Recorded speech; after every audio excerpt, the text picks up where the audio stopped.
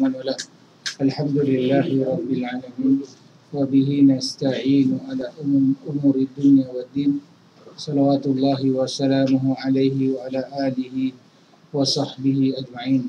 Alhamdulillah. Ikhwatul iman, kita bersyukur kepada Allah Subhanahu wa taala dengan limpah taufik hidayah Allah Subhanahu wa taala kepada kita. Kita dapat meneruskan pengajian kita pada malam yang berbahagia ini untuk kita membacakan kitab Subulus Salam, dan kita dah sampai pada muka surat 144, buku baru 550. Nah, hadis 1042. Akhi Misran akan membacakan kita. Bismillahirrahmanirrahim. An Abi Hurairah anin Nabi sallallahu alaihi wasallam qala al-waladu lil firasi walil ahiril hajar, muttafaqun alaihi min hadisi wa min hadisi Aisyah fi satati qariba wa an ibni Mas'udin inda Nasa'i wa an Usmana inda Abi Dawud. Dari Abu Hurairah radhiyallahu anhu bahawa Nabi sallallahu alaihi wasallam bersabda, anak itu milik tempat tidur isteri, dan bagi laki-laki yang berzina dirajam. Muttafaq alaih dari hadisnya. Demikian juga hadis An-Nasai dari Aisyah dalam suatu kisah dari Ibnu Mas'ud dari Abu Dawud dari Utsman. Penjelasan kalimat. Ibnu Abdul Bar berkomentar, hadis ini diriwayatkan oleh 25 sahabat. Tafsir hadis. Hadis ini merupakan dalil yang merupakan bahawa nasab anak milik tempat tidur isteri. Ulama berbeza pendapat tentang makna firas. Jumhur ulama berpendapat bahawa makna firas adalah perumpamaan seorang wanita sebagai tempat tidur. Abu Hanifah berpendapat maknanya adalah untuk suami. Kemudian mereka berbeza pendapat lagi tentang bagaimana menetapkan hal itu. Jumhur ulama berpendapat kalau ia wanita merdeka ditentukan dengan bisa untuk dicampuri dalam nikah, sahih atau fasid, rosak. Inilah pendapat Al-Hadawiyah. Al-Syafi'i dan Ahmad, menurut Abu Hanifah, langsung ditetapkan dengan pelaksanaan akad, walaupun diketahui ia tidak menggaulinya. Bahkan seandainya ia menceraikan di majlis tersebut setelah akad nikah, ia ditetapkan juga dengan firas, tempat tidur. Ibnu Taimiyah berpendapat bahawa wanita itu tersebut dengan firas jika ia benar-benar dicampuri.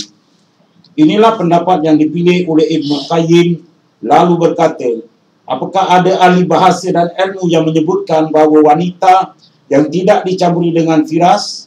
Lalu bagaimana syariat menetapkan nasab kepada seorang yang belum pernah tinggal, apalagi mencampuri istrinya? Walaupun itu bisa dilakukan, biasanya ia mampu untuk mencampuri istrinya. Akan tetapi ketetapan ketika ia benar-benar bisa mencampuri istrinya disebutkan dalam kitab Al-Manar. Inilah yang bisa ditetapkan dengan pasti. Bahawa maka bagaimana mungkin kita bisa menetapkan statusnya dengan pasti bila hanya berdasarkan pada asumsi. Hal itu bisa dilakukan.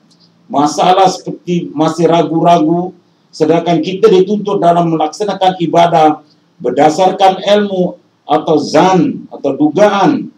Anggapan mampu itu masih terlalu umum, bahkan lebih umum dari zan.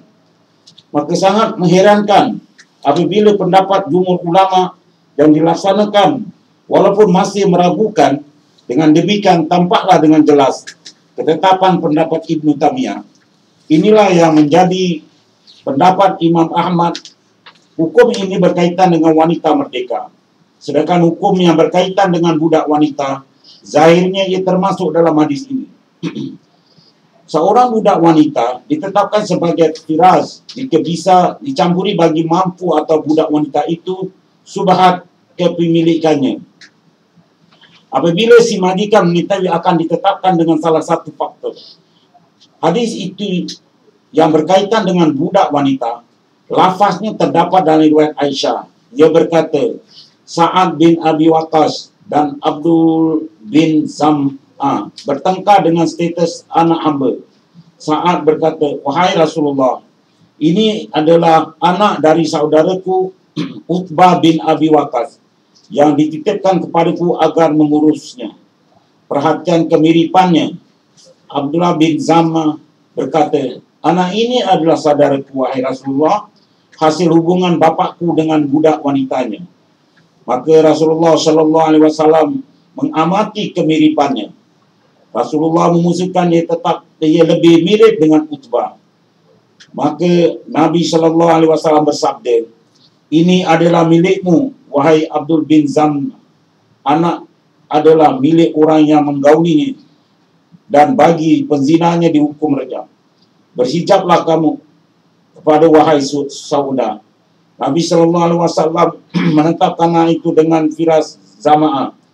Inilah hukum yang berkaitan dengan budak wanita, sependapat dengan pendapat jumhur ulama dan juga pendapat Asy-Syafi'i, Malik, An-Nakai, An-Natai, Ahmad dan Isya.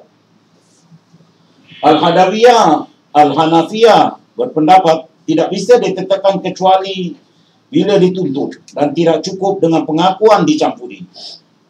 Jika tidak dituntut, maka tidak bisa dinasabkan kepadanya dan dinasabkan kepada majikannya. Apabila ia ditetapkan telah mencampurinya, maka nasab anak tersebut kepadanya. Namun setelah itu anak dilahirkan dinasabkan kepada majikannya.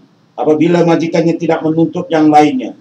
Mereka berkata, untuk membedakan status hukum antara budak yang merdeka, kerana wanita yang merdeka dinikahi dengan tujuan untuk dicampuri, berbeza dengan budak. Kerana budak wanita itu tidak sebatas dengan dicampuri, tapi untuk mendapatkan manfaat lainnya. Jawapan ini dibantah, kerana pembahasannya tentang budak wanita yang dibeli untuk dicampuri, apabila sudah dibeli dan ia mengaku dicampuri, maka sudah menjadi firas dan tidak membutuhkan ketetapan tentang nasab anaknya. Berdasarkan hadis tersebut, ada Abdul Zam berkata, ia lahir kerana menjadi firas bapakku. Lalu Nabi menasabkan anak tersebut kepada Zam'ah selaku pemilik firas dengan mensampingkan kemiripannya dengan penuntut. Al-Hadawiyah dan Al-Hanafiyah menafsirkan hadis Abu Hurairah dengan berbagai penafsiran dengan mengatakan bahawa Nabi Sallallahu Alaihi Wasallam tidak menafsirkan anak yang diperdebatkan itu kepada Zam'ah dengan dalil bahawa Nabi Sallallahu Alaihi Wasallam menyuruh Saudah binti Zam'ah berhijab dari anak itu. Jawapan ini dibantah bahawa Nabi Sallallahu Alaihi Wasallam menyuruh berhijab sebagai tindakan hati-hati dan wara terhadap ummatul mukminin, padahal hal yang masih subhat, tidak jelas, yaitu ketika melihat bahawa anak tersebut lebih mirip dengan Utbah bin Abi Waqqas, sedangkan murid-murid Malik berpendapat lain, dengan menegaskan hadis ini menunjukkan untuk menetapkan hukum di antara dua hukum yang diperselisihkan, yaitu dengan menetapkan hukum tersebut pada cabang kerana lebih banyak mirip daripada asalnya. Kerana lafaz firas menunjukkan lafaznya kepada Zam'ah, sedangkan kemiripannya lebih mirip Utbah, maka Farah diberi dua pilihan hukum. Akan tetapi kita menetapkan nasab, ditetapkan dengan lafaz firas, dan kerana lebih mirip dengan Utbah, maka Nabi Sallallahu Alaihi Wasallam menyuruh Saudah untuk berhijab. Mereka berkata, inilah penafsiran yang lebih utama, kerana Farah yang mempunyai dua hukum asal, maka dikatakan dengan salah satunya dan diabaikan kemiripannya dengan yang kedua. Apabila bisa dikaitkan dengan kedua pada salah satu segi, berarti lebih tepat lagi untuk mengabaikan salah satu hukum dari kedua pada segala segi. Maka hukum yang terkait dengan hal itu ditentukan dengan tuntutan penuntut yang mengendaki nasab anak itu kepadanya. Sedangkan hukum yang terkait dengan lainnya dalam masalah melihat kepada yang mahram tidak bisa ditetapkan. Mereka berkata, tidak ada menetapkan nasab atas satu alasan. Sebagaimana pendapat Abu Hanifah Al-Auza'i dan lainnya menegaskan tidak halal bagi seorang menikah dengan anaknya hasil zina, walaupun status hukumnya sama dengan seorang orang asing. Pendapat ini dibantah oleh Muhakkik Tajuddin bin Daqi Al-Id dengan dalil yang tidak kuat. Hadis ini merupakan dalil bahawa seseorang bisa menetapkan nasab anak kepadanya kerana Abdullah bin Zam'ah menetapkan anak itu sebagai saudaranya dengan pengakuan bahawa ibunya adalah firas bapaknya. Zahirnya bahawa hal itu sah walaupun tidak dibenarkan oleh ahli waris lainnya. Kerana saudara tidak menyebutkan persetujuan ataupun pengingkaran. Hanya saja dalam istilah fikih, diamnya seorang wanita itu merupakan tanda pengakuannya. Dalam masalah ini terdapat dua hal pokok. Pertama, apabila yang menuntut nasab anak itu bukan bapa dan ia tidak mempunyai ahli waris selain anak tersebut, seperti seorang kakek yang menetapkan nasab anak atasnya dan ia tidak mempunyai ahli waris selain dia, maka pengakuannya sah dan ditetapkannya nasabnya atas namanya dirinya. Demikian juga sebagian ahli waris menetapkan nasab anak tersebut dan walaupun hanya sebagian yang membenarkan. Dasar pada masalah itu bahawa siapa yang mendapat harta warisan maka ia bisa menetapkan nasab dengan pengakuannya sendiri atau didukung lainnya. Inilah mazhab Ahmad dan Syafi'i kerana ahli waris berkedudukan seperti si mayit sekaligus menempati posisinya.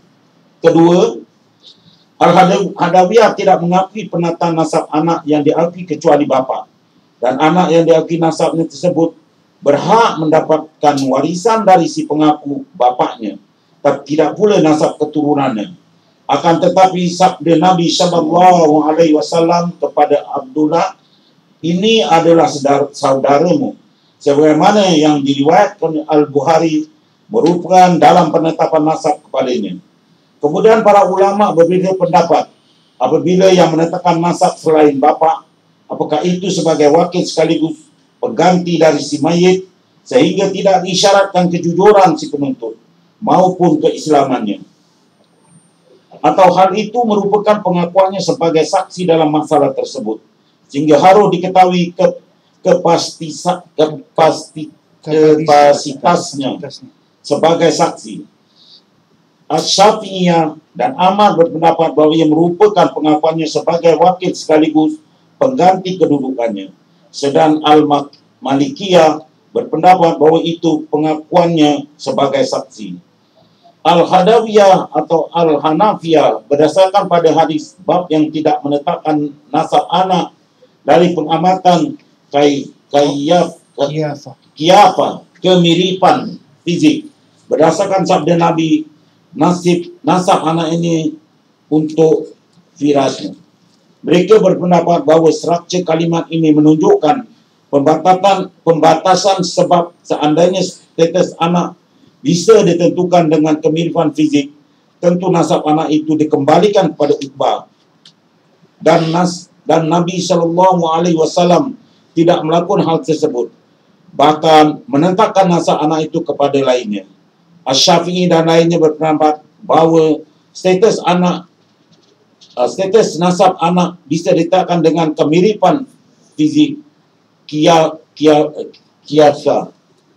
Hanya penetapan itu bisa dilakukan bila budak wanita itu dicampuri secara haram oleh dua orang seperti pembeli dan penjual yang mencampuri budak wanitanya saat suci sebelum diketahui status rahimnya, istibra. Berdasarkan hadis yang diriwayatkan, Asy-Syafi'i yang memberikan kabar gembira dengan menyebutkan Mujaziz al-Mudlaji ketika Nabi SAW melihat kedua telapak kaki Usama bin Zaid dan Zaid Beliau bersabda, kaki-kaki ini berasal dari satu keturunan. Maka Nabi SAW memberikan kabar gembira dengan sabdanya dan menetapkan nasab berdasarkan kemiripan fiziknya. Pembahasan tentang hal itu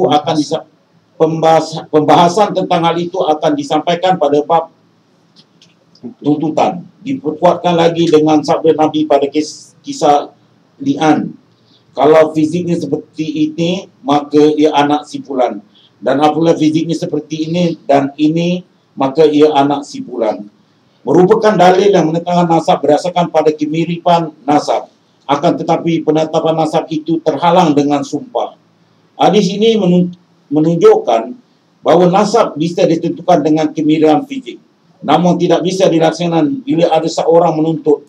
Sebagaimana penjelasan di atas.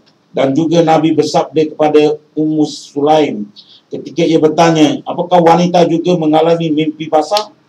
Maka dari mananya datangnya kemiripan fisik tersebut? Dan juga kerana Nabi SAW menyuruh Saudah untuk berhijab kerana anak tersebut ada kemiripan fisik seperti yang tersebut di atas.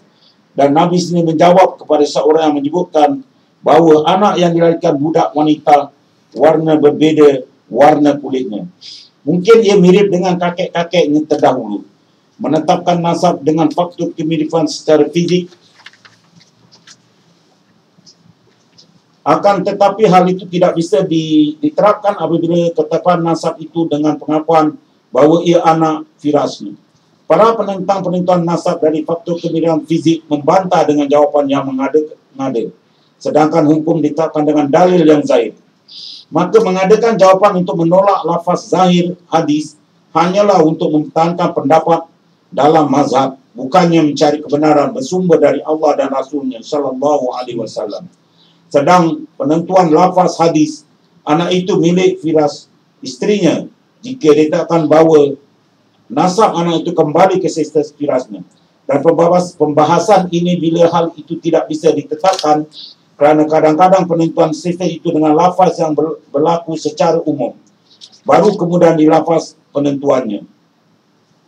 Kerana lafaz penentuan hasyr sedikit sekali, maka contoh ungkapan berikut ini tidak dikategorikan. Sungguh kalian telah beralat takwil yang salah itu. Sedang sabda Nabi, sedangkan bagi laki-lakinya dirajam. Al-Hajr. Maksudnya bagi laki-laki yang berzina adalah kerugian. Ada yang berpendapat dihukum rajam. Hanya saja sudah maklum bagi penzina yang sudah bernikah dihukum dengan rajam, sedang hadis bab ini masih umum.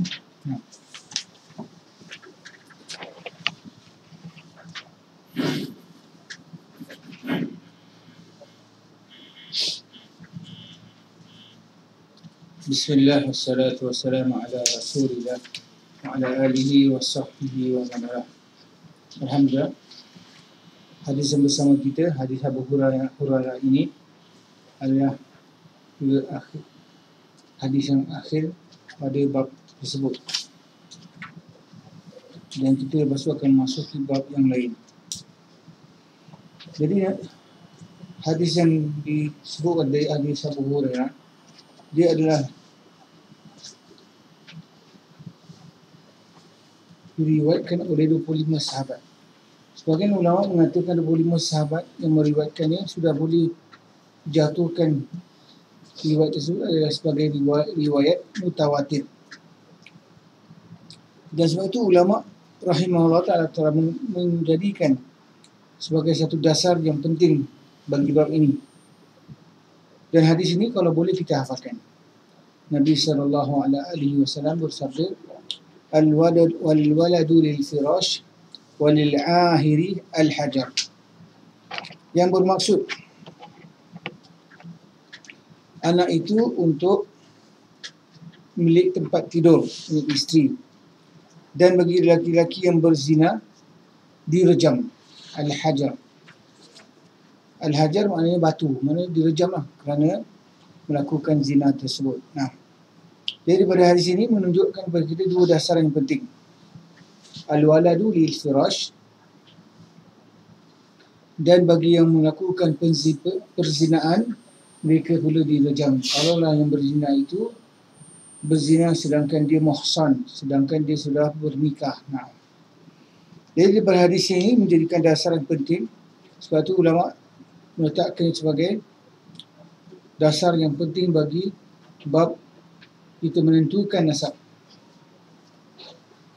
Jadi daripada perbincangan hadis ini, dasar pada hadis ini menunjukkan bahawa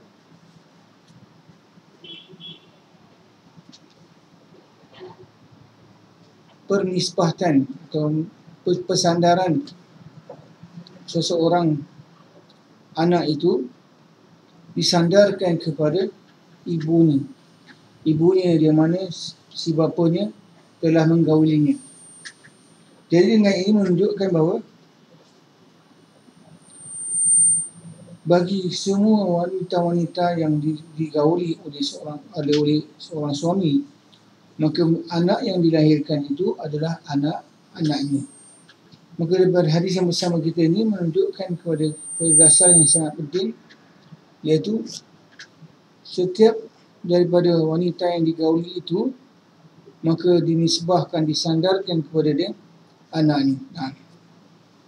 Jadi dalam permasalahan ini berkaitan dengan apa-apa keadaan, sama ada dia adalah perempuan tersebut adalah hamba sahaya yang digauli ataupun seorang wanita yang telah dinikahi, maka semua wanita-wanita yang digauli oleh seseorang, maka anaknya itu dinisbahkan kepadanya. Maka disandarkan anaknya itu kepada dirinya. Jadi menunjukkan kepada kita dasar yang sangat penting. Kita perlulah menisbahkan seseorang anak itu kepada ibunya. Nah, ada soalan pasal bab ini? Nah, Akhi Aizat ada soalan, silakan.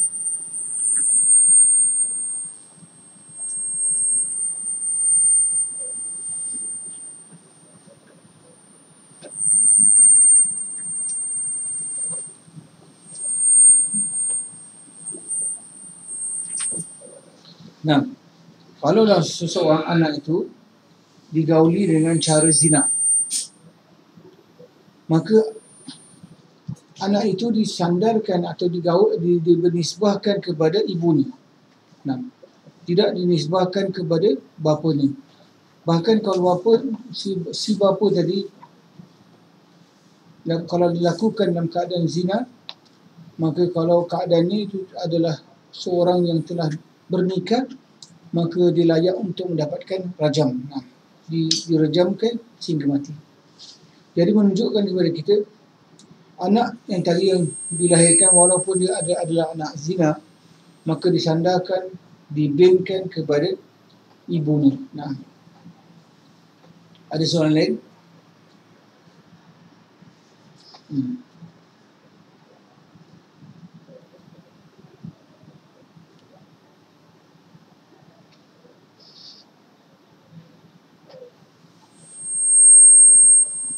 Baik.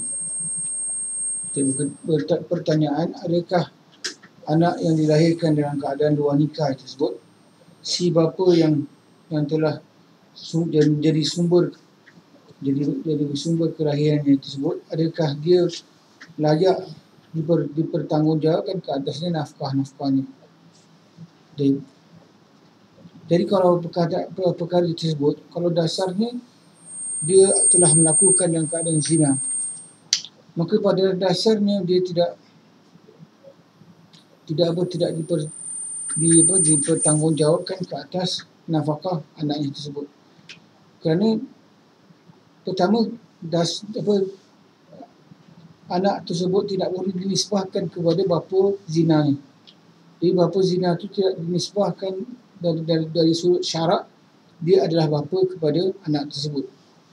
Jadi oleh kerana itu, maka daripada si isteri tadi, maka dia perlu, apabila nak menuntut misalnya, maka dia perlulah menuntut daripada pihak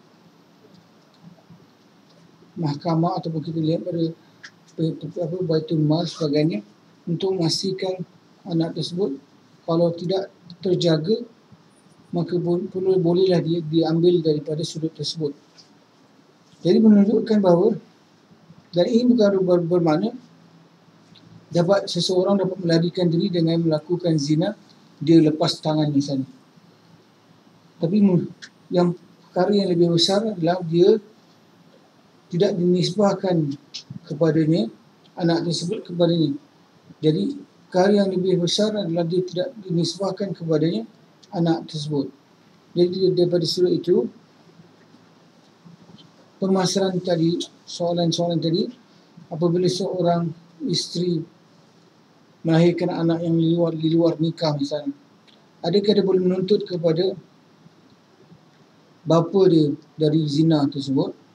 Kita lihat oleh kerana tidak ditetapkan itu sebagai anaknya, maka dia tidak bolehlah juga untuk menuntut hak anak tersebut daripada bapa zinanya. Itu adalah permasalahan yang kita kata adalah kerugian juga kepada wanita yang berzina. Kerana wanita yang berzina, kita lihat kesan daripada perzinaannya itu, dia tidak dapat kebaikan-kebaikan yang patut anaknya itu mendapat. Disebabkan kerana perzinaannya, maka anak itu tidak boleh dinisbahkan kepada bapa tersebut. Jadi dengan itu perlulah berhati-hati dan seorang haruslah berjaga terhadap apa yang dia dapat daripada anak sebagainya. Jadi hadis ini menunjukkan kepada kita bahawa sebagaimana Nabi SAW menunjukkan kepada kita bahawa anak itu ditetapkan kerana lil firash, bahawa dia adalah sebab daripada tempat tidurnya isteri. Maknanya apabila seorang lelaki bergaul dengan isterinya, maka dinisbahkan anak itu kepadanya. Jadi kalau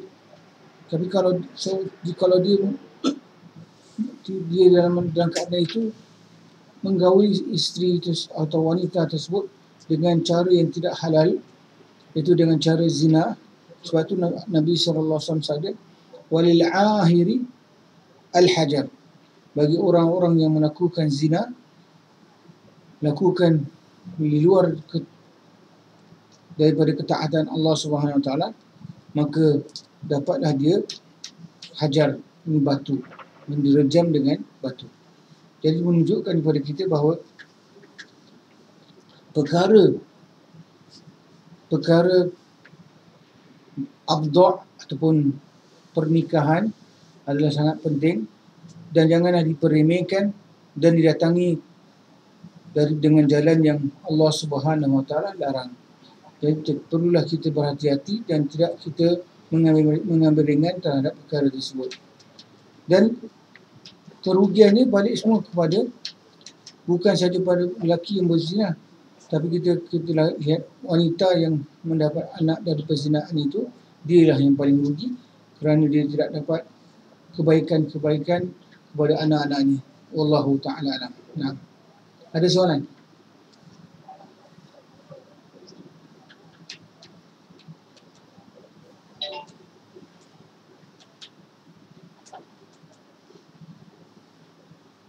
Soalan sebentar. Akhi Rohaizat bertanya, bagaimana hendak menebus dosa orang-orang yang telah berzina, misalnya telah melahirkan anak dengan cara zina. Pertama kita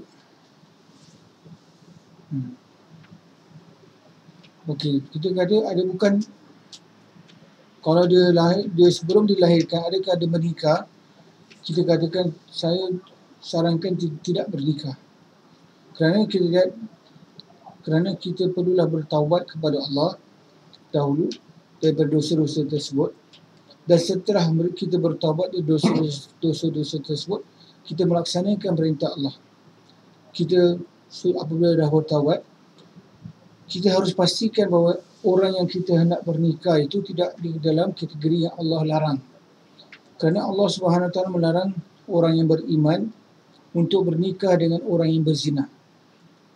Jadi dasarnya penzina itu tidak bernikah melainkan penzina juga ataupun orang yang musyrik.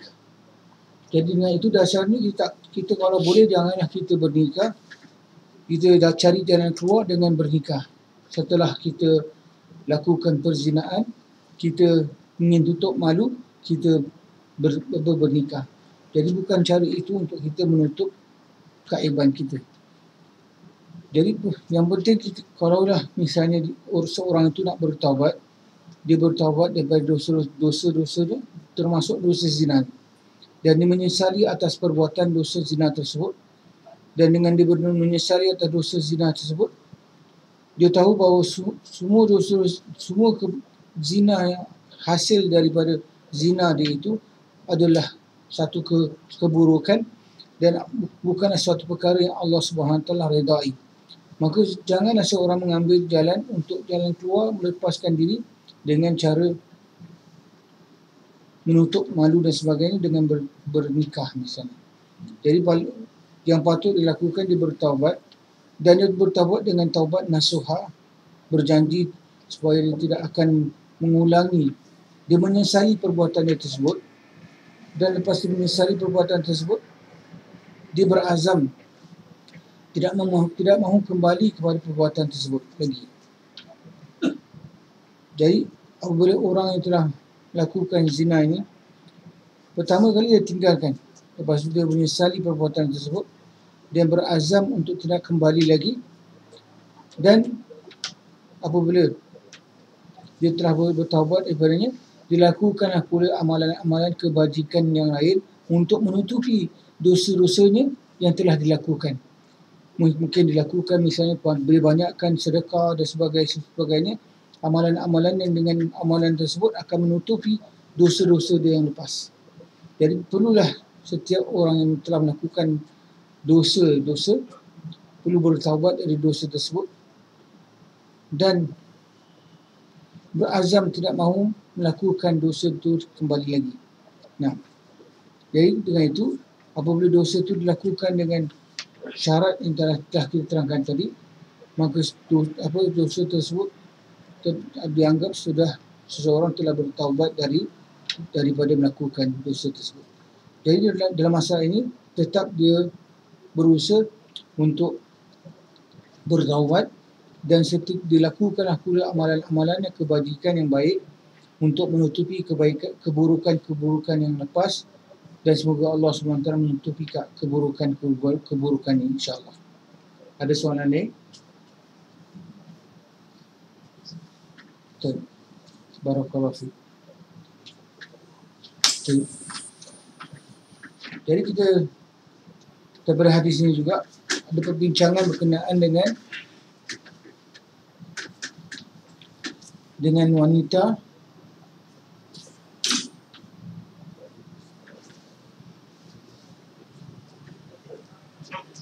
seperti yang kita terangkan tadi, berkenaan dengan menasabkan anak tersebut kepada wanita tersebut, pada bab ibunya. Nah, jadi adalah menjadi perkara yang penting, dan juga ada menerangkan tentang Nabi SAW menisbahkan nasab seseorang itu dengan cara persamaan, pemiripan, dan ilmu ini dinamakan sebagai ilmu qiyafah. Orang-orang yang melakukan tersebut adalah orang yang melakukan ilmu qiyafah, itu ilmu yang mengenal pasti terhadap ciri-ciri seseorang itu dengan kemiripannya. Seperti contoh yang didatangkan tadi adalah contoh Nabi SAW menetapkan bahawa Usamah bin Zaid dan Zaid bin Al-Harithah ketika beliau telah didatangi oleh seorang ahli dalam ilmu qiyafah ini, maka beliau terus menutup Usamah dan Zaid ini, ditutup dan terbuka saja di bahagian bawah kakinya. Lalu orang ni apabila datang, orang tu melihat kaki-kaki yang berada di dalam yang kain yang ditutup itu, maka dia terus mengatakan bahawa sebahagian daripada sebahagian ini adalah sebahagian daripadanya. Maknanya salah seorang adalah anak kepada salah seorang daripada itu, menetapkan bahawa di antara Zaid bin Harithah dan Usamah bin Zaid adalah anak daripada salah seorang daripadanya.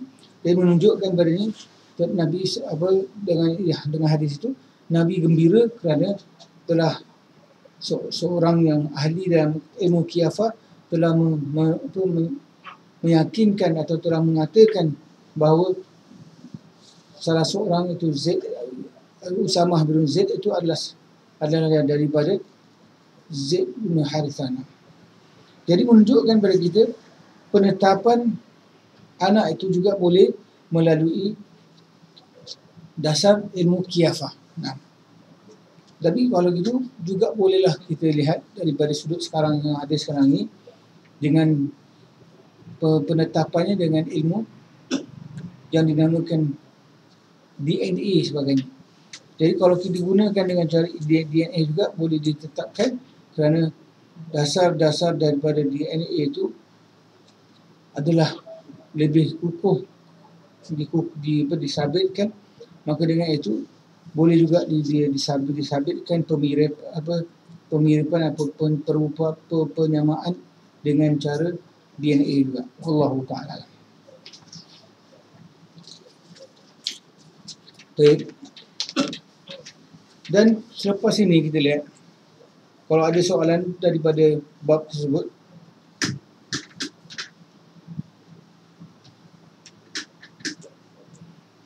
kita masuk kepada bab penyusuan. Ada soalan lagi berkenaan dengan bab yang lepas? Jadi anak tersebut, anak zina itu tidak berhak untuk warisan daripada bapa. Nah, bagi anak yang bukan, atau anak yang dilahirkan dengan cara perzinaan, maka dia sebenarnya tidak berhak untuk menuntut pernisbahan penyandaran nasabnya itu kepada bapanya. Kerana atas dasar kita dibinkan kepada bapaknya sebagainya, tak boleh pun dibinkan kepada bapanya, bapa yang berzina dengan ibunya. Kerana dasarnya Allah Subhanahu Wa Taala tidak mengira sebagai anak daripada nasabnya. Kerana Allah SWT telah katakan al-waladu lil firash. Bagi kalau si ibu digauli dengan cara yang hak, maka barulah kita nisbahkan nasabnya kepada ibu tersebut. Tapi kalau dinisbahkan dengan cara yang tidak hak, maka tidak boleh disandarkan kepada ibu tersebut. Terlebih lagi kalau dilakukan dalam keadaan perzinaan. Jadi kita lihat daripada surah itu, perlulah kita menjauhi semua usaha-usaha untuk menisbahkan anak-anak yang bukan anak kita. Walaupun dari sudut untuk menutup malu saja kita kata tidak boleh, kerana dasarnya Allah Subhanahu Wa Taala melarang kita melakukannya. Dengan kita menisbahkan seseorang yang bukan anak kita, kita telah melakukan penipuan dalam penasaban. Dari situ itu perkara yang paling penting, kerana Allah Subhanahu Wa Taala mensyariatkan agama ini utamanya untuk menjaga, supaya dijaga daripada sudut kesucian nasab kita. Jadi sebab itu Allah SWT mensyariatkan pernikahan. Jadi tak boleh seseorang mendapat anak daripada seseorang melainkan dalam jalan pernikahan. Wallahu ta'ala. Ada soalan lain? Pernikahan anak itu Silakan. Ya. Dalam perzinahan itu dilahirkan anak, jadi untuk malu angkat nikah, tapi tidak dibinkan letakkan bin, cuma letakkan nama bapa di sebelah dia, tapi dah bertahun berlalu. Adakah dia perlu memukakan balik setelah dia dah tahu faham itu agama? Pada dasarnya kenapa? Kerana dengan tidak melakukannya, ia akan membawa kepada salah faham dan juga menyebabkan anak itu benar-benar menyangkakan bahawa bapanya itu ada si fulan. Jadi untuk menutup jalan itu, jangan ada penipuan dari sudut itu, kita harus jelas. Jadi di seorang bapa yang bukan bapanya sebenarnya harus mengaku bahawa anak itu bukan anaknya. Jadi daripada sudut itu, penisbahan yang salah tidak berlaku. Maka dengan tidak berlaku penisbahan yang salah, tidak berlaku dalam permasalahan kita mewarisi dan sebagainya, tidak akan berlaku dengan pewarisan yang salah juga. Wallahu ta'ala. Jadi siapa yang telah lakukannya, maka dia perlu bertaubat. Tapi dengan cara kita, dia bertaubat, dia perlu juga mengutarakan yang benar. Dia harus mengakui bahawa anak itu bukan anak dia, dan anak itu daripada hasil zina dan sebagainya. Maka dengan itu, walaupun dia mungkin hendak berbaik dengan anak tersebut sebagainya, tapi bukan bermakna dia telah menukarkan syariat, dia menjadikan anak tu anak dia dan sebagainya. Tak boleh. Dia harus jelas bahawa anak itu bukanlah anak dia yang syar'i, maka tidak berhak untuk dia menisbahkan kepada anak-anak tersebut, seperti dia mendapat juga dari sudut apa yang dibenarkan oleh syarak, misalnya dengan berkhalwat, dengan bersafar bersamanya dan sebagainya, tidak berlaku dalam masa itu pelanggaran tersebut. Wallahu ta'ala. Nah, Macam tu anak yang sama daripada bapa yang sama, tapi dia sempat nikah, katakan lelaki, jadi adik dia tidak boleh mewalikan anak tersebut kan. jadi adik dia sebenarnya bukan adik yang sebenar. Dia bukan adik sebenarnya pasal dia anak walikan kan. Jadi dia tak boleh mewalikan kan. Bapa memang tak boleh mewalikan. So, tadi masa tadi itu kan. Tapi kalau kita kata tentang mewalikan, selalu wali itu kita cakap tentang wanita yang kalau nak dinikahkan. Jadi kalau lelaki tak perlu, kerana lelaki tidak macam Islam bapa ada tak ada. Cerita dia disembunyikan.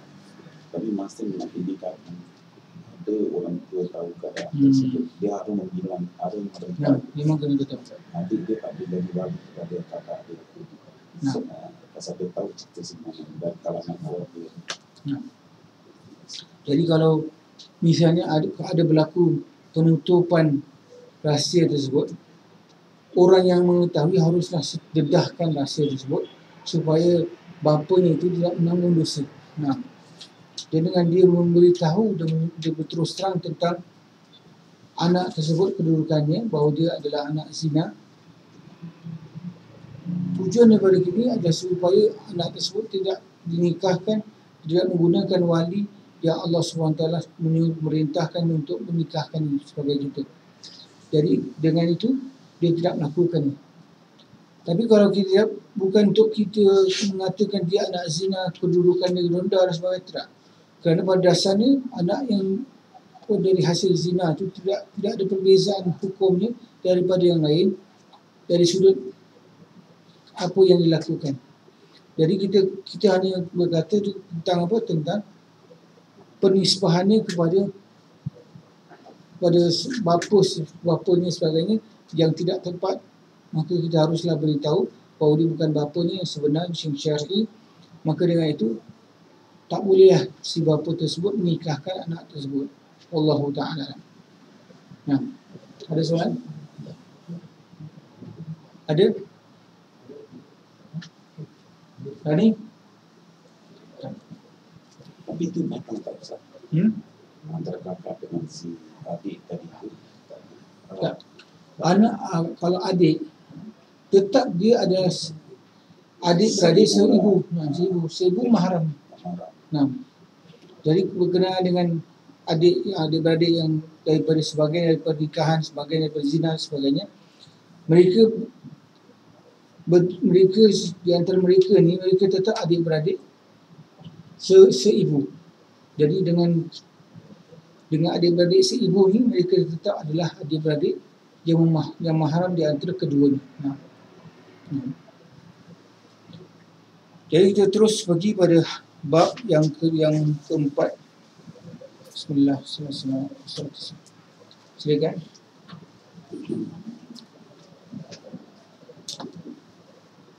Bab keempat, bab penyesuaian.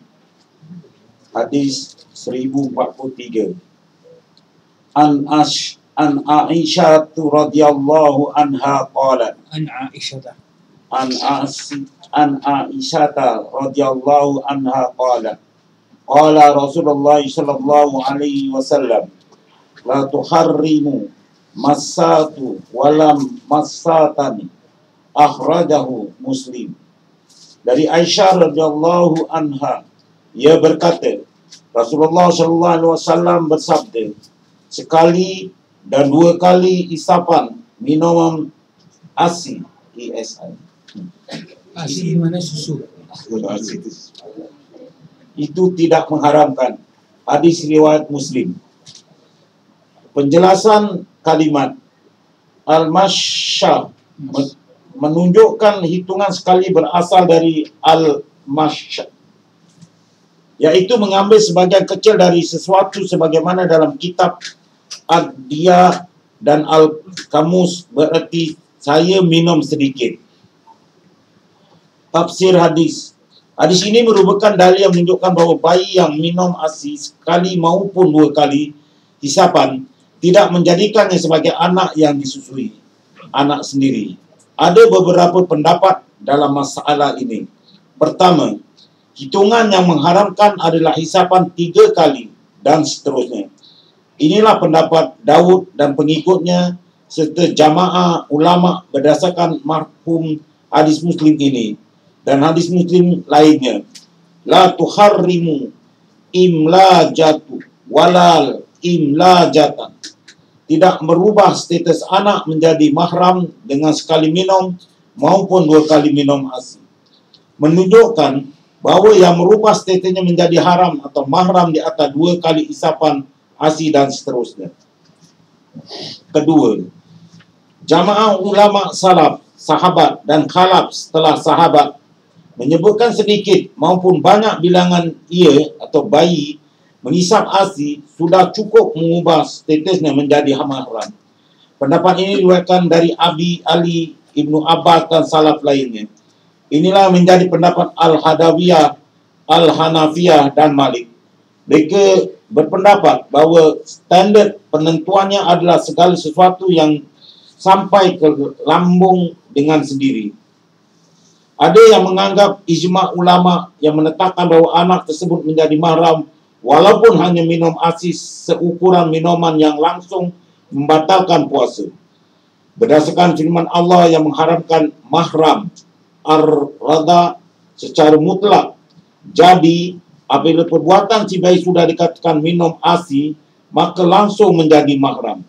Ditambah lagi ada hadis yang memperkuatkan firman Allah, Nabi SAW, saudara sesuatu itu status hukumnya sama seperti saudara dari nasab.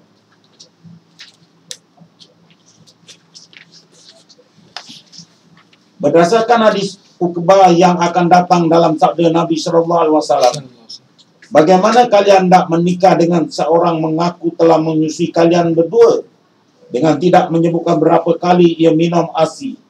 Inilah dalil-dalil yang mendukung pendapat mereka.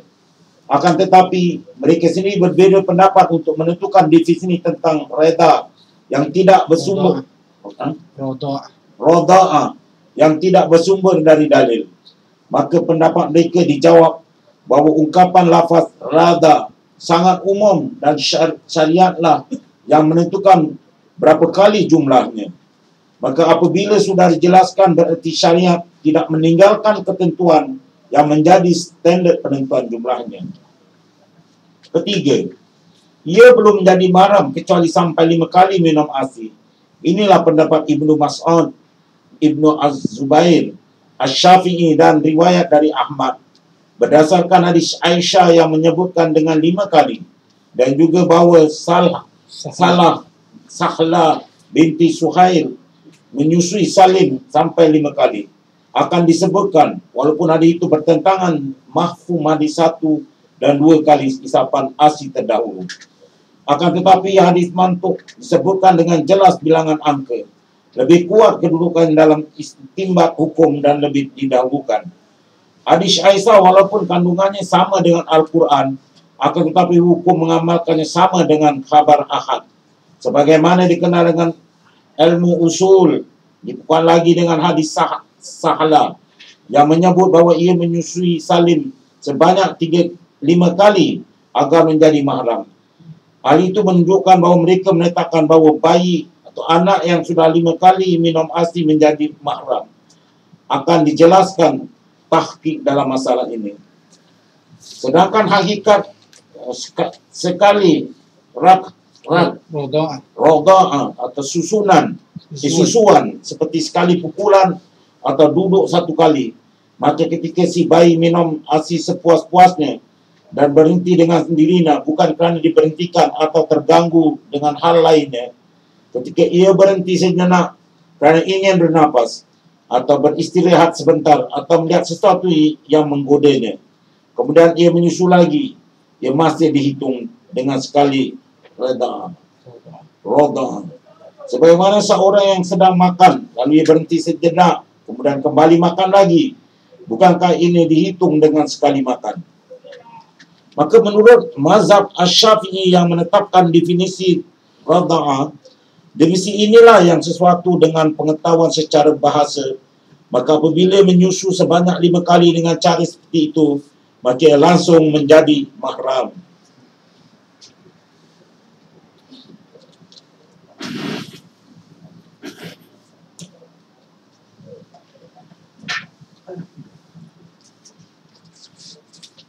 Bismillah, wassalatu wassalamu ala rasulillah wa ala alihi wa sahbihi wa man wala. Alhamdulillah, ikhwatan iman. Tadi kita terangkan tentang nasab disebabkan dengan firash. Tadi dalam bab ini pula adalah bab penyusuan. Dan salah satu cara lagi untuk menisbahkan nasab tersebut adalah cara penyusuan. Tapi bukanlah nasab, tapi di sini adalah dengan penyusuan ini maka seseorang itu boleh menjadi mahram kepada seseorang lain. Nah, Nabi SAW daripada hadis ini mengatakan, la tuharrimul massatu wala massatan. Rasulullah SAW bersabda, sekali dan 2 kali isapan minuman ASI tidak mengharamkan. Massa di sini mengatakan massa itu adalah mengambil sebahagian kecil dari sesuatu bahagian, sebagaimana dalam kitab Al-Diya. Juga bermakna masa tu, kalau kita lihat bahasa kita, mungkin orang bahasa kita ni sedutan. Tidak dikira sebagai, tidaklah mengharamkan 2 sedutan ataupun 1 sedutan dengan ataupun 2 sedutan. Jadi menunjukkan sedutan yang dimaksudkan ini sedutan kepada susu anak. Jadi apabila perbincangan ini berkaitan dengan sedutan anak kepada ASI, kepada susu ibu susuan. Nah, jadi ulama dalam menentukan berapakah bilangan yang mengharamkan susuan, adakah seseorang itu apabila telah menyusukan anaknya maka dikira telah menjadikan dia mahramnya, maka daripada sudut ini ulama telah berkhilaf. Ada sebagian mengatakan menggunakan hadis Muslim, la tuharrimul imlajatu walal imlajatani. Tidaklah mengharamkan dengan sekali minum ataupun dua minum air susu tadi. Jadi ulama daripada hadis berkaitan dengannya, termasuk ulama salaf dan ulama khalaf, mereka berkhilaf tentang masalah berapakah bilangan yang mengharamkan kalau seorang anak itu menyusui pada ibu susuan. Dan ibu susuan, ibu yang menyusukan itu telah melakukan radha'ah. Sebagaimana Allah SWT telah menentukan bagi orang ibu-ibu yang menyusukan, ummahatukum minar radha'ati, ibu-ibu kamu daripada susuan. Maka daripada hadis ini menunjukkan ibu-ibu dari susuan itu adalah mahram kepada seorang anak yang telah menyusu dari ibu tersebut. Jadi dengan ini menunjukkan bahawa berapakah bilangannya. Jadi dalam masalah ini ada khilaf. Ada yang mengatakan 1 kali duduk, 1 kali, ada kata 2, ada kata 5 dan sebagainya. Berbeza pendapat ulama daripada ulama kalangan salafus salihin dan juga ulama khalaf. Tapi apa yang jadi sandaran kita adalah hadis Aisyah dan juga sebuah hadis yang satu lagi kita lihat, dan bahawa Aisyah telah mengharamkan seorang ibu yang menyusukan anaknya dengan 5 kali susuan. Yang dimaksudkan 5 kali susuan itu sesi susuan. Maka dalam sudut sesi susuan yang dilakukan, maka 5 susuan yang menunjukkan anak itu sudah minum daripada ibu tersebut dengan keadaan dia kenyang. Jadi dengan itulah hadis Nabi SAW lepas itu kita lihat yang akan kita pergi juga, hadis menerangkan yang menumbuhkan tulang dan daging itu daripada susuan ibu tersebut, itulah jadi sebab kenapa diharamkan anak-anak tersebut kepada ibunya. Dari dengan ini kita lihat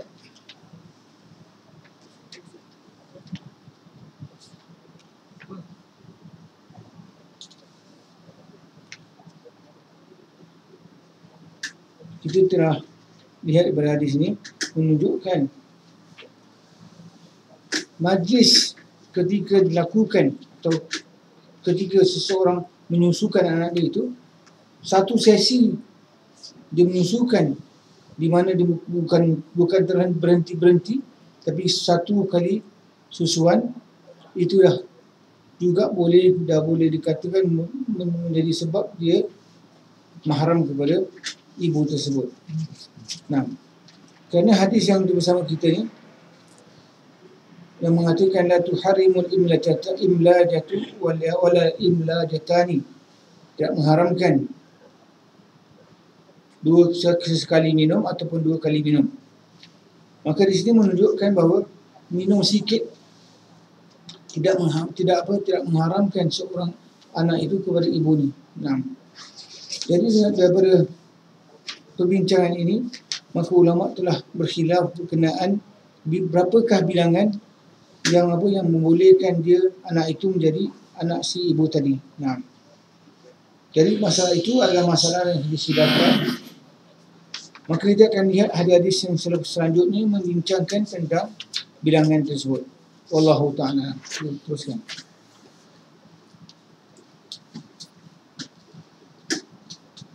Bismillah. Seterusnya hadis 1044. Wa anha qalat qala Rasulullah sallallahu alaihi wasallam unzurna man ikhwanakunna fa innama ar-rada'atu minal maja'ati muttafaqun alaihi. Darinya Aisyah radhiyallahu anha bahawa Rasulullah sallallahu alaihi wasallam bersabda, "Wahai kaum wanita, lihatlah saudara-saudara kalian sepersusuan, sebab persusuan itu hanyalah kerana lapar." Muttafaq alaih. Penjelasan kalimat. Ada kisah berkaitan dengan hadis ini, iaitu Rasulullah sallallahu alaihi wasallam mendapati Aisyah sedang bercerita dengan seorang laki-laki. Kemudian hal itu tampak perubahan raut muka Nabi sallallahu alaihi wasallam. Aisyah berkata, "Ini adalah saudara laki-laki."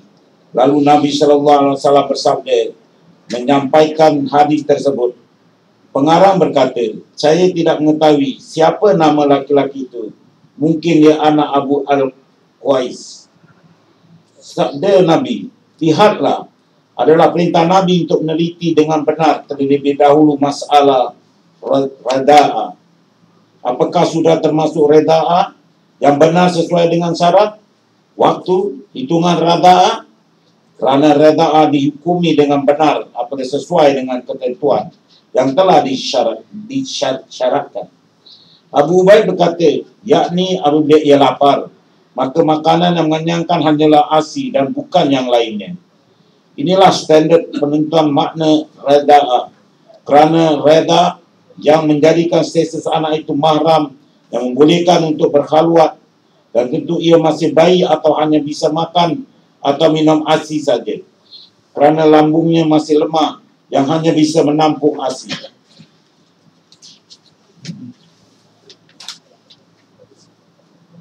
Berfungsi menumbuhkan daging sehingga menjadi bagian dari ibu pemberi ASI sekaligus mahram bagi lainnya. Jadi yang dinamakan reda'a itu ketika ASI itu menjadi pengganti makanan pokok yang mengenyangkan, makanan utama ketika lapar.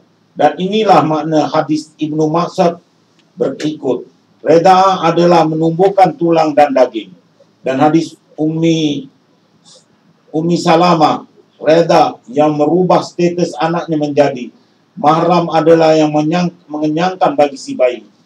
Hadis riwayat At-Tirmizi dan disahihkannya. Hadis ini dijadikan jumhur ulama sebagai dalil yang merubah status anak menjadi mahram ketika menjadikan ASI sebagai makanan pokok, baik yang dikemas seperti minum atau obat yang minum langsung atau dibentuk seperti suntikan yang dimasukkan ke dalam tubuh, selagi itu bisa mengenyangkan bayi. Al-Adawiyah dan Al-Hanafiyah berpendapat ASI yang dikonsumsi seperti suntikan tidak merubah statusnya menjadi mahram. Seakan-akan mereka berkata hal itu tidak termasuk dalam lafaz rada. Pendapatku, jika diperhatikan semua makna tersebut adalah benar apabila dikembalikan pada makna lafaz rada. Akan tetapi jika dikembalikan pada makna asal lafaz rada, maka tidak mencakup semuanya. Kerana yang disebut dengan reda adalah minum ASI secara langsung dari sang ibu. Sebagaimana disampaikan oleh mazhab Az-Zahiriyah. Mereka berkata, maka tidak masuk mahram kecuali diminum dengan cara demikian. Dan juga pada hadis yang menegaskan bahawa ASI tersebut menjadi makanan pokok ketika lapar, seperti yang tidak kamu ketahui. Yang telah kamu ketahui. Akan tetapi berikut ini hadis Aisyah yang bertentangan dengan hal tersebut.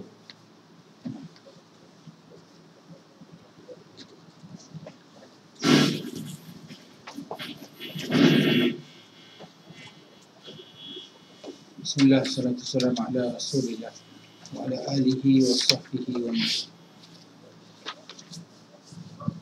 Daripada hadis bersama kita ini, daripada Aisyah radhiyallahu anha juga, Nabi sallallahu alaihi wasallam telah memerintahkan kepada isteri-isteri beliau, "Unzurna min ikhwanukunna fa innama rada'atu min al-maja'ati."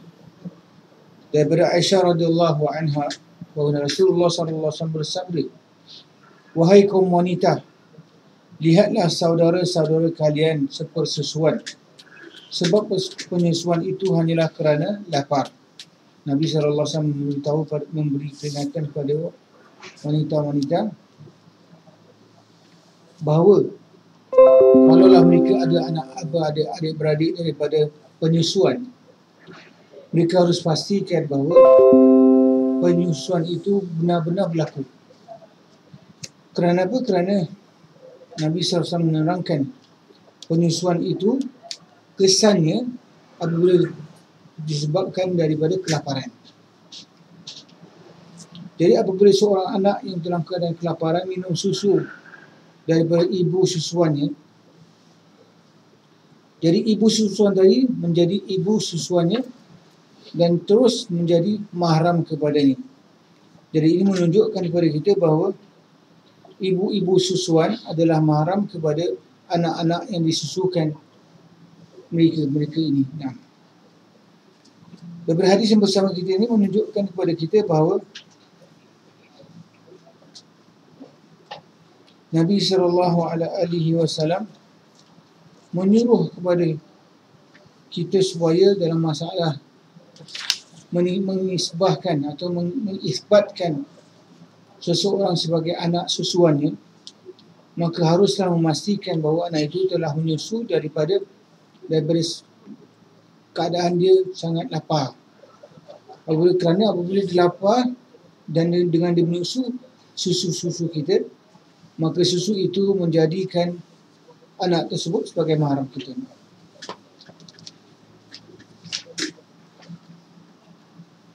Dan kita pergi pada selanjutnya hadis Sahal bin Suhail binti Suhail. Silakan.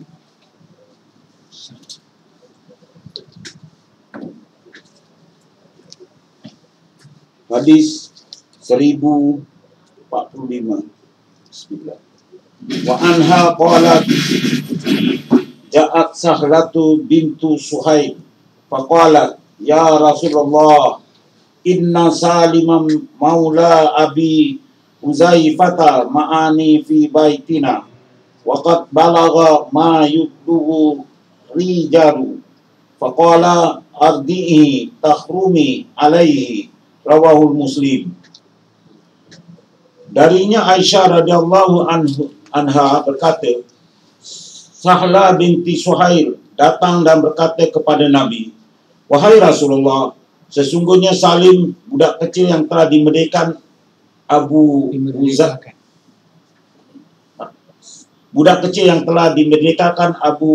Uzaifah tinggal bersama di rumah kami, padahal ia sudah dewasa. Beliau bersabda, susuilah dia agar engkau menjadi mahram dengannya. Hadis riwayat Muslim. Penjelasan kalimat. Dalam sunan Abu Daud dengan lafaz, susuilah ia sebanyak 5 kali, maka ia menjadi seperti anak susuannya. Penulis menyebutkan hal ini seakan-akan hadis Sahla ini mengecualikan hadis Rada'ah. Sekaligus menunjukkan bahawa reda dengan orang dewasa juga bisa mengubah statusnya menjadi mahram. Sedangkan hal itu tidak termasuk apabila dikembalikan pada makna reda yang menjadi makanan pokok ketika lapar. Kisahnya Abu Huzaifah dan isinya pernah mengangkat Salim sebagai anak bekas seorang hamba wanita Ansar. Kita Allah menurunkan firman-Nya, ud'uhum li'abaihim. Panggillah mereka, anak-anak angkat itu, dengan memakai nama bapa-bapa mereka. Quran Al-Ahzab ayat 5. Apabila bapaknya diketahui, maka panggilan itu dinisbatkan kepada bapaknya. Dan bagi yang tidak diketahui bapaknya, dipanggil dengan maula atau bekas budak dan saudara seagama. Lalu datanglah Sahla menyebut sebagaimana dalam hadis tersebut di atas. Ulama salah berbeza pendapat dalam masalah ini. Aisyah menetapkan hukumnya menjadi mahram walaupun ia sudah balik dan berakal. Urwah berkata, Aisyah menetapkan hukum berdasarkan hadis ini. Maka ia menyuruh saudarinya Ummu Kalsum dan anak perempuan saudaranya keponakan untuk menyusui siapa yang ingin mereka jadikan mahram. Inilah yang diriwayatkan Malik, Ali dan Urwah sependapat dengan riwayat tersebut. Dan itulah yang menjadi pendapat Al-Layth bin Sa'ad, Al-Layth. Al-Layth bin Sa'ad dan Ibnu Hazm dalam kitab Al-Bar yang disematkan kepada Aisyah dan Daud. Az-Zahiri berdasarkan kepada hadis sahih ini yang tidak diragukan lagi kesahihannya, diperkuatkan lagi dengan firman Allah Ta'ala, wa ummahatukumul lati ardanakum wa akhawatukum minar rada'ah, ibu-ibumu yang menyusui kamu, saudara perempuan sepersusuan. An-Nisa ayat 23. Yang disebutkan dengan mutlak, tidak dibatasi dengan umur. Jumhur sahabat, tabi'in dan fuqaha menetapkan sistem rada'ah itu menjadi mahram ketika masih kecil. Hanya saja mereka berbeza pendapat dalam penentuan definisi anak kecil tersebut. Jumhur mereka menetapkan bahawa anak kecil itu umurnya sekitar 2 tahun. Lebih dari itu tidak menjadi mahram berdasarkan firman Allah, haulaini kamilain liman arada an yutimma rada'ah, selama 2 tahun penuh, yaitu bagi yang ingin menyempurnakan penyusuan. Al-Baqarah ayat 233. Mereka berkata rada'ah yang menjadi statusnya mahram pada saat belum disapi dan mereka tidak menentukan usianya. Al-Auza'i berkata dia disapi ketika masih berusia 1 tahun dan berlangsung berapa waktu, baru kemudian disusui lagi selama 2 tahun, tidak mengubah statusnya menjadi mahram. Akan tetapi apabila rada'ah dilakukan sebelum ia disapi ibunya, walaupun usianya 2 tahun, maka ia menjadi mahram. Dan rada'ah yang berbeza 2 hal tersebut tidak menjadi status anak menjadi mahram. Dalam masalah ini ada beberapa pendapat lainnya, namun tidak berdasarkan pada dalil, maka kami tidak menyebutkannya. Jumhur ulama berdasarkan pendapatnya pada hadis, penyusuan itu disebabkan lapar makanan pokoknya. Dijelaskan pembahasan terdahulu bahawa yang disebut dengan rada'ah adalah apabila minum ASI itu mengenyangkan, menjadikan makanan pokoknya, maka anak yang sudah beranjak dewasa tidak termasuk dalam hadis ini. Dipertegaskan lagi dengan lafaz hadis yang menggunakan lafaz penentuan terbatas. Jumhur menjawab mengenai hadis Salim terdahulu bahawa hal itu hanya berlaku pada Salim dan tidak bagi yang lainnya. Sebagai jawaban Ummu Salamah yang disampaikan kepada Aisyah, kami berpendapat bahawa ia berlaku khusus bagi Salim dan mungkin juga rukhsah bagi Salim, atau hukum hadisnya mansukh, tidak dilaksanakan. Yang berpendapat bahawa rada'ah orang dewasa bisa menjadikannya mahram dengan mengatakan bahawa ayat dan hadis penyusuan itu dikarenakan lapar. Kedua-duanya menerangkan nafkah yang wajib diberikan kepada ibu pemberi ASI itu bagi kedua orang tuanya harus memberikan nafkah, baik dengan sukarela atau terpaksa. Sebagaimana disebutkan dalam firman Allah, wa alal maulidi lahu rizquhunna wa kiswatuhunna bil ma'ruf, dan kewajiban ayah memberi makan dan pakaian kepada ibu dan cara yang ma'ruf. Al-Baqarah 233.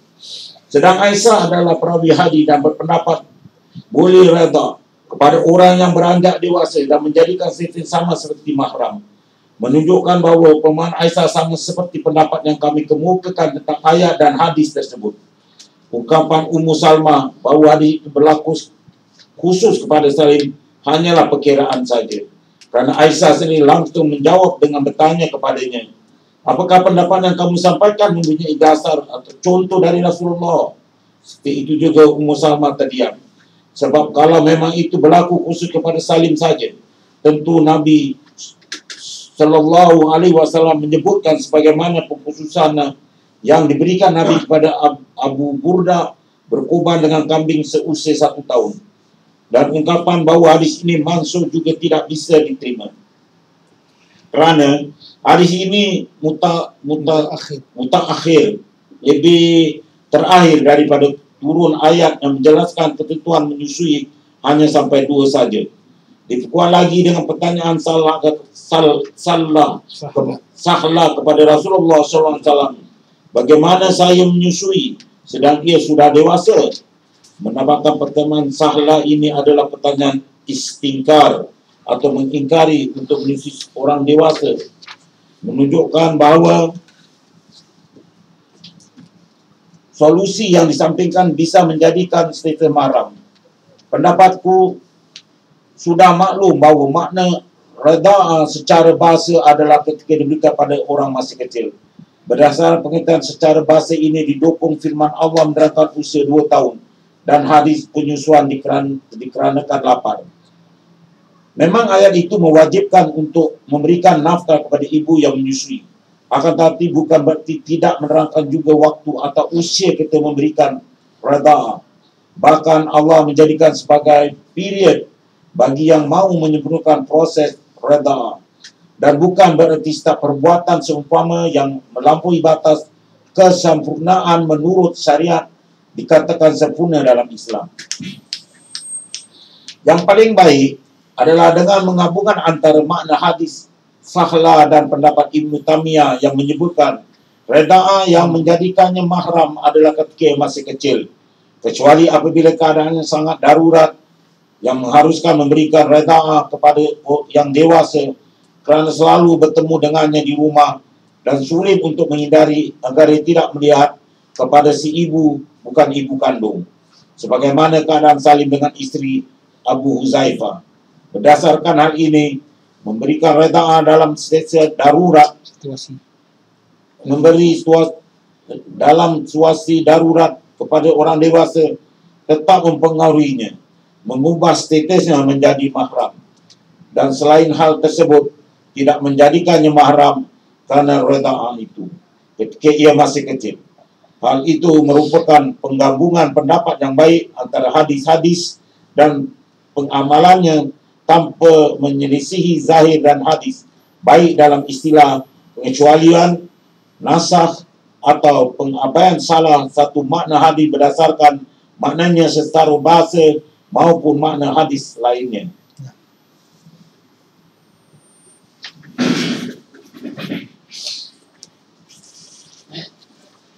Alhamdulillah, wassalatu wassalamu ala Rasulillah wa ala alihi wa sahbihi wa man wala. Berhadis bersama kita ini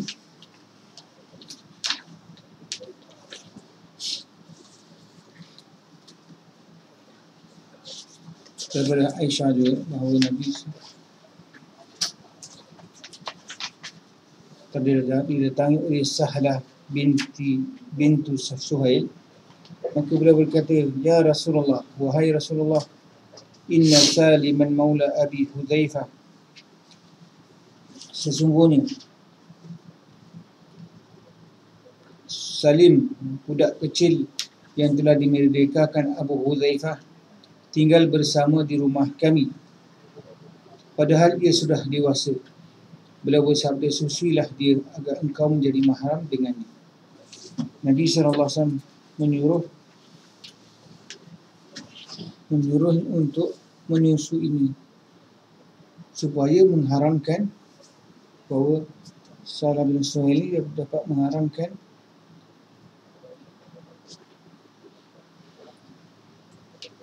dia menjadikannya mahram. Nah, daripada hadis yang bersama kita ni, hadis ni adalah hadis yang penuh dengan dengan permasalahan, kerana ulama yang mengatakan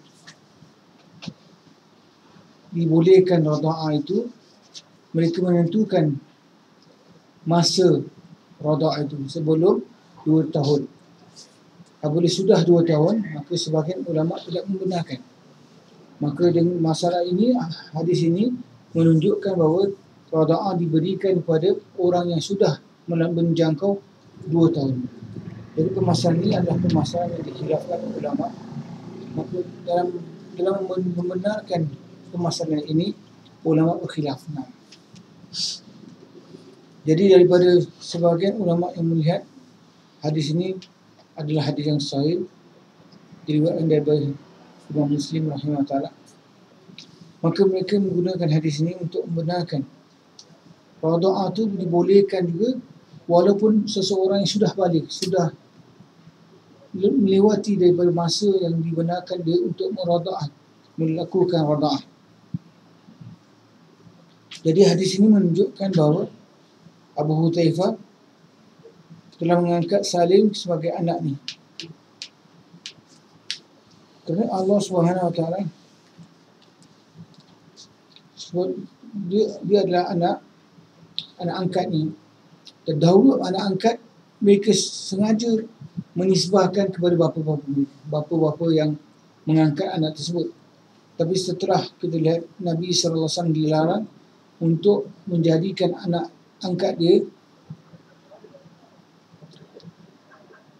sebagai anak-anak dia, maka Allah Subhanahu Wa Taala perintahkan ud'uhum li'abaihim, panggillah mereka di atas kepada apa, kepada anak dengan apa, nama bapa-bapa mereka.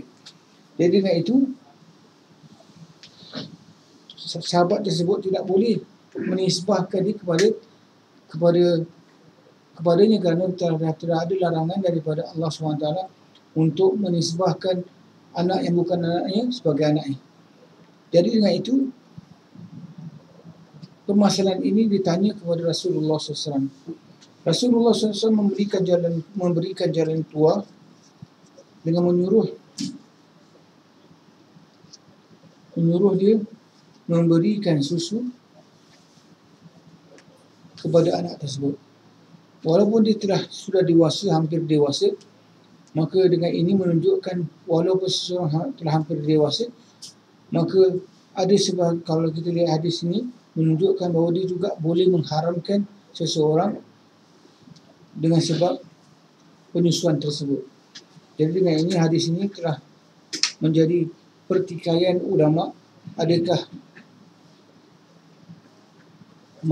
menjadi mahram seseorang menyusui pada masa dia telah melebihi 2 tahun. Kerana daripada ayat Allah SWT menerangkan jangka masa menyusui anak tu ialah selama 2 tahun. 2 tahun ketika anak tu sangat perlukan untuk meminum susu ibu-ibunya. Jadi dengan itu permasalahan ini adalah permasalahan yang dikhilafkan oleh ulama terhadap adakah kalau anak tu dah dewasa diberikan susu ibunya, maka ibu yang menyusukan itu jadi ibu susuan. Maka dengan ini kita lihat permasalahan perbincangan ulama yang panjang yang kita lihat, mungkin kita akan sambung minggu depan. Ada soalan ikhwah dan akhwat? Kalau tak ada, kita tangguhkan kepada minggu depan. Bulan depan. Dia dah 24. Minggu depan dah masuk di pertama untuk talbis. Oh, okey. Jadi pada bulan depan lah. Ya. Lagi 3 minggu lah. Jadi untuk itu, kalau tak ada soalan, kita KIV dulu, kita sambung pada masa yang kita bersambung padanya. Nah. Kuat? Soalan? Ikhwah online ada soalan? Okey, kalau tak ada,